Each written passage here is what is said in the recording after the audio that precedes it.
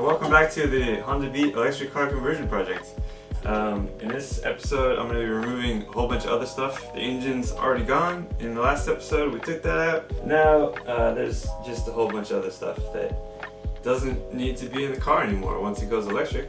I'm not going to need the shifter or the radiator or the coolant lines or a lot of other stuff. So I'm going to take all that out in this episode. And also talk about the plan of how to get the Energica Powertrain into this car, because there's not a lot of space. So stay tuned. Okay, let's see where we left off in the engine bay, minus the engine. Got another engine mount thing, got whatever that is, harness stuff, more plugs, whole harness, all that stuff, and then shift linkages, cat, all this stuff in the back, whatever that is. Yeah, I don't know. There's a lot of stuff that I have no idea what it does, but I'm taking it out. For anybody who recently subscribed to my channel, welcome.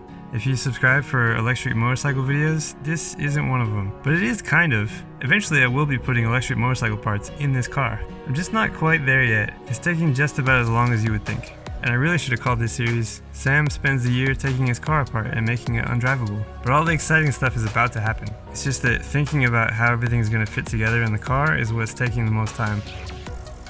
Okay, so this part, some of you guys are probably not going to like, but I'm going to remove the shifter. Yep.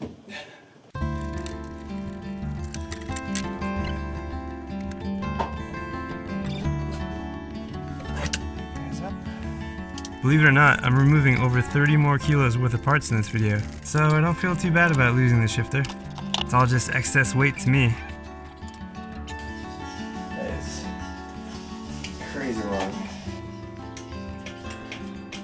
If you have a Beat and you want to make it easier to work on, just take the soft top off.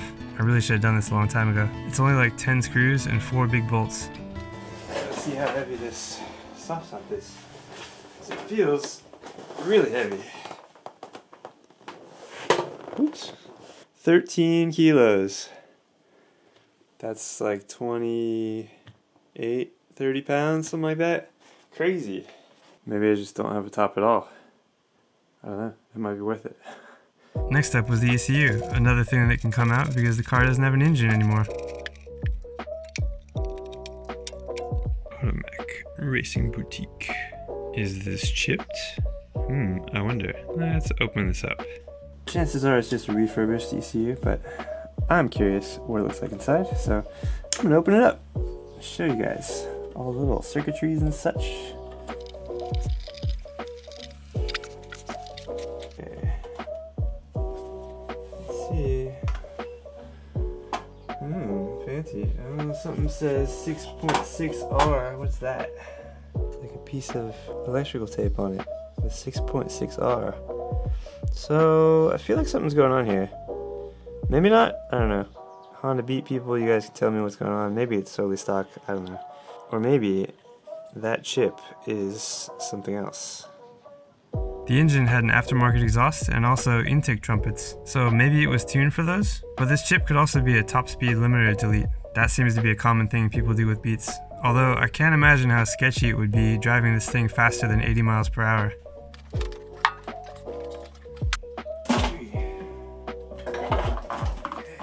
Alright, so I've disconnected the ones that go all the way back to the engine bay. A lot of those connect to the ECU, which is probably just, engine control unit, so that's stuff I don't need.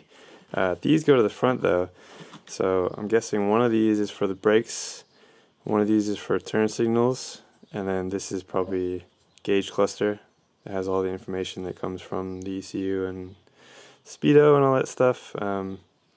Yeah, so I'll have to figure out what these wires do.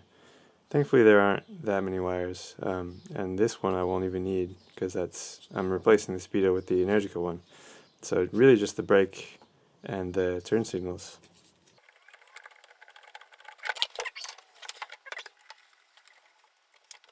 It's one of those fancy black ones from '94, and it's got 64, just under 65,000 kilometers. This is going to be reset to I think 11, so that should be exciting. And it just unplugs up here. There's just one switch. It's just like a master switch pretty easy. And then the rest of this stuff, yeah, wow, there's a lot. There is a lot. I need to take off ignition.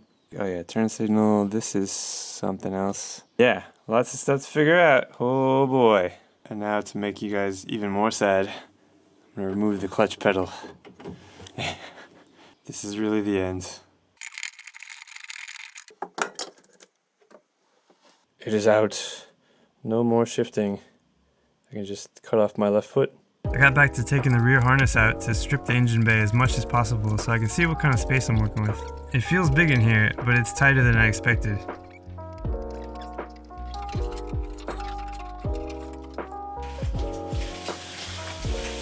Alright. So this is the whole harness for the rear of the car. Engine plus lights and stuff. I probably need like 5 or 6 of these wires, so I'm excited. Alright, this is kind of off topic, but if you're wondering how I've been charging my this for the past year that I've had it, 2 years? 2 years. 2 years I've had this. This is how.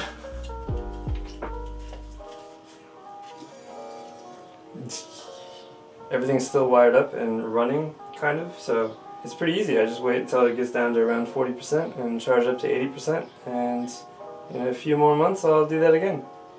And hopefully I time it right so I can charge it up, take it apart, put it in the car, and then by that time I can just charge the car. That's the idea, at least. So, how will I get that stuff in the car? Now that it's all gutted, it's time to finally start the conversion part of this conversion. So my original plan was to have the battery and motor right next to each other, like this, and then a chain back to a sprocket that's bolted to the diff. But that's not gonna work.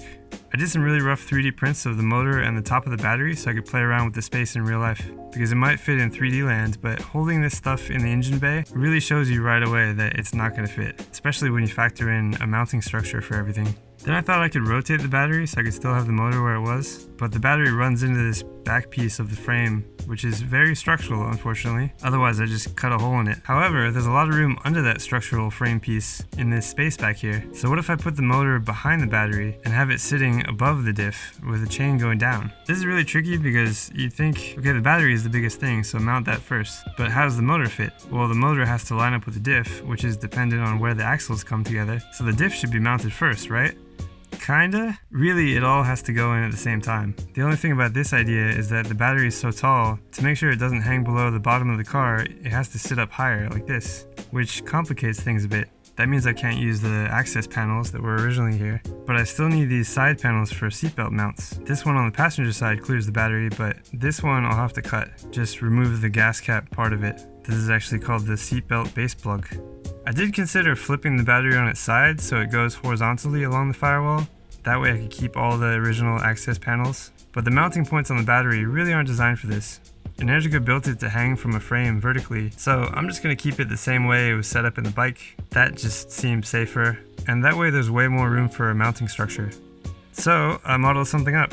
I figure the battery can have this carrier thing that goes all the way around it, and it's braced in these 3 spots. And I can even connect the motor to that with its own carrier thing that mounts at the back to the subframe. And I could also have a brace at the top that mounts to that structural frame piece, whatever that was, just for added stability.